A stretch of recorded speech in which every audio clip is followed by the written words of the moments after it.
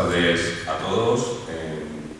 En primer lugar, quiero agradecer a Otro Espacio la invitación a este ciclo de conferencias. La verdad es que estoy encantado de estar en Valencia. De nuevo, me parece totalmente oportunas unas jornadas con este contexto, en este contexto, con este formato y con la selección de ponentes que habéis hecho. Ciertamente hay iniciativas similares ahora mismo en otros puntos de España, como Barcelona, que está realizando propuestas desde Cultura de Base en torno al futuro centro del Canódromo.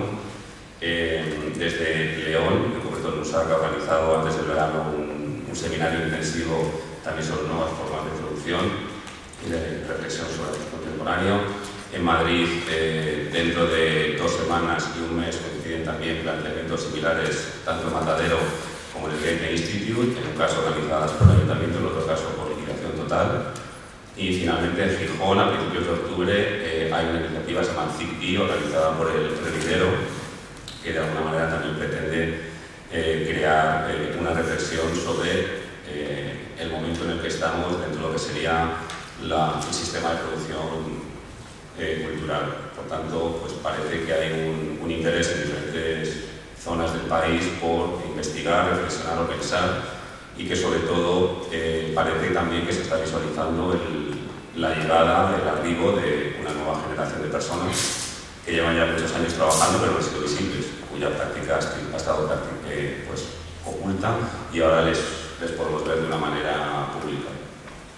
Como a mí me toca un poco abrir estas jornadas, lo que quería hacer era un panorama, una reflexión del marco de trabajo, hablaremos de España, de un comisario independiente, un productor cultural, un gestor, alguien que lleva desenvolviéndose en este medio pues, unos años, ¿no? Básicamente estamos hablando de un país que está tremendamente descentralizado y este es el contexto de trabajo en el que muchos agentes culturales se mueven. Hablamos de 17 comunidades autónomas que a 30 años de su creación manifiestan una enorme asimetría en cuanto a política cultural.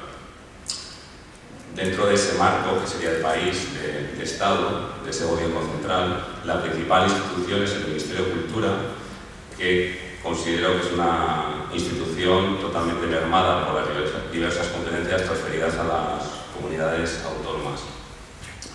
Es pertinente decir que España no es un país descentralizado, pero no es un país federal o confederal, pero a muchos aspectos relacionados con las artes visuales, sobre todo en lo que sería ese esquema de cultura, el modelo de producción cultural se desarrolla en un limbo competencial. Existen, hemos hablado del Ministerio de Cultura, por otro lado existen varias agencias y organismos estatales de acción cultural exterior. Paradójicamente, estas agencias, que operan a nivel internacional y se encargan de difundir nuestra cultura, no dependen, como todos podéis pensar, o como todo el mundo pueda creer, del Ministerio de Cultura, sino que dependen del Ministerio de Asuntos Exteriores. Son SEACE, SAECI, SEI y el propio Instituto Cervantes. También existe una estructura que depende de la Agencia Española de Cooperación, que son las casas de España, sobre todo en Latinoamérica, y bueno, son como elementos muy dinámicos. En concreto la de Lima es un ejemplo notable en la creación de redes colaborativas y la organización de eventos y de actividades transversales. Yo creo que la dependencia natural de las agencias, de estas agencias que acabo de mencionar, de los avatares diplomáticos, su número, que yo considero excesivo, la indefinición estratégica y la duplicidad de funciones que muchas veces se producen, en muchos casos, provoca que exista una cierta descoordinación en la política cultural del Estado y un desconcierto bastante generalizado por parte de gestores y productores a la hora de establecer una estrategia de financiación de nuestros proyectos. Básicamente lo que hacemos es pedimos ayuda a todo el mundo y esperamos resultados, ¿no? Esto es una estrategia que todos tenemos, lo cual nos obliga a involucrar tiempo, dinero, medios humanos, recursos, etc. Un ejemplo, por ejemplo, que yo creo que ilustra claramente esta anomalía fue el producido cuando se hizo público no tanto el coste de la cúpula que elaboraba Barceló, sino que los fondos que procedían de presupuestos de cooperación, como era lo más normal, puesto que administrativamente así está estructurada la propia agencia, pero bueno, se generó un enorme debate social.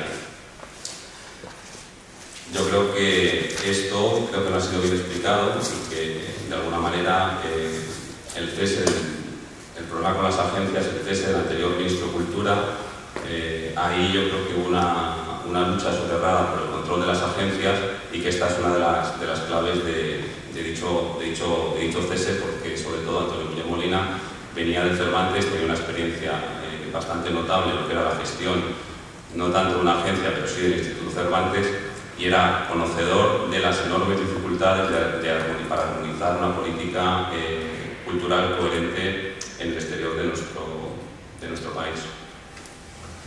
Por tanto, a nivel nacional, entre todos nosotros, está plenamente asumida esta descentralización casi total de la política cultural, pero no se ha logrado construir una mínima estructura supracomunitaria con una red nacional de centros de arte, producción y reflexión. José Jiménez, el anterior director, él habló de crear esta red.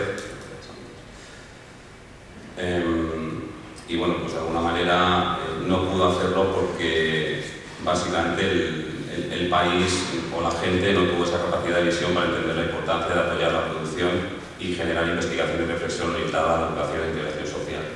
Él también quiso potenciar las ayudas de carácter estatal y abrirlas a nuevas propuestas, suprimiendo trabas administrativas como los 2 años, dosieres enormes o pliegos de condiciones públicas que eran inadmisibles o asumibles para estructuras precarias, para posibilitar el acceso de nuevos agentes, como así ha sido finalmente, en nuestro caso de pensar con un proyecto en Inglaterra, en el caso que he mencionado antes de CICTI de Galicia, con estas jornadas que se van a organizar en Gijón.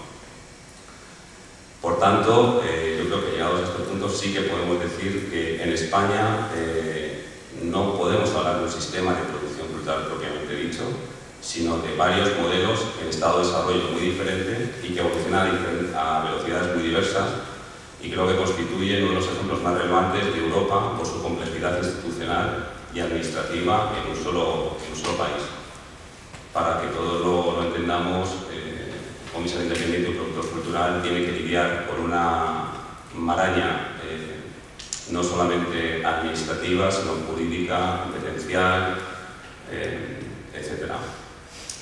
Siendo estas 17 comunidades autónomas las que gestionan las competencias, sobre todo en artes visuales, en casi todos los ámbitos de esta creación, podemos considerar que 3 de ellas han logrado construir modelos, si no ejemplares, sí modelos semi-viables de producción artística en nuestro país. Serían Cataluña, País Vasco y Madrid.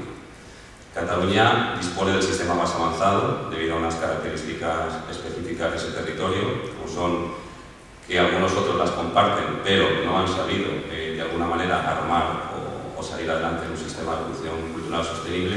Son rasgos identitarios propios, comunidades con un alto grado de arraigo, alto nivel de asociacionismo. Esto es básico, importante, y quiero remarcarlo aquí en Valencia porque soy consciente que es una de las principales dificultades históricas que habéis tenido. La falta de asociacionismo, la poca tradición de trabajar en red o de forma colaborativa, ¿no?, en este territorio. Sin embargo, Cataluña, desde el final de la Guerra Civil, es uno de los territorios de España donde esa forma de unirse o de asociarse desde el barrio, la comunidad de vecinos, los artistas, toda la parte político-social, ellos la tienen totalmente interiorizada. Hay una interlocución política fluida, que es consecuencia de la anterior, hay estructuras consolidadas y sobre todo hay una legitimidad generalizada de las estructuras culturales. Un artista es un artista, un comisario es un comisario, y hay ya unas premisas fundadas antes de generar o ir más allá en esa propia legitimidad o interlocución.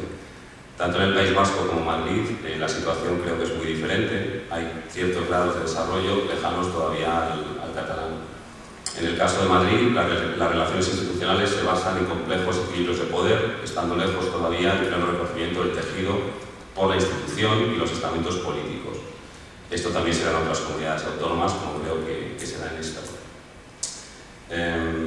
Y hay no se pueden crear plataformas independientes que sean operativas. Sí que existe interlocución directa con las asociaciones y los profesionales y apoyo a algunos proyectos, como mencionaría Madrid Procesos desde la comunidad autónoma e Intermedia y Media Lab desde el ayuntamiento.